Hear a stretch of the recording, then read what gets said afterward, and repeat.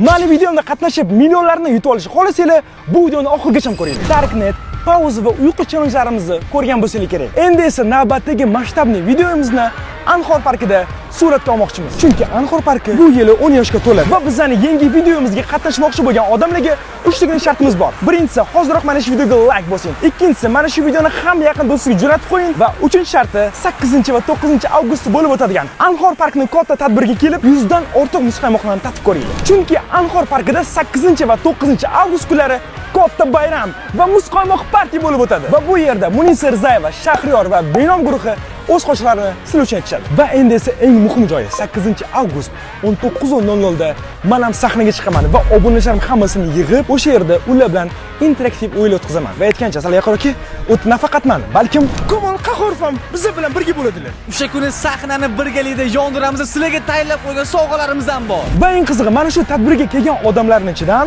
o'zimning yangi YouTube videomga qatnashadigan ishtirokchilardan tanlab olaman. Va bundan keyin esa Anhor parkini 10 yilligiga mo'ljallangan multfilmni ham bemalol ko'rishingiz mumkin. Xullas, yaqinda bo'lib o'tgan fan streshiga kelolmagan obunachilarim uchun bu zo'r imkoniyat. 8 avgust 19:00 da hamma obunachilarimni kutaman. Yana bir marta Anhor parkiga yig'ilib, bitta Omonxonni aktivini ko'rsatib qo'yaylik.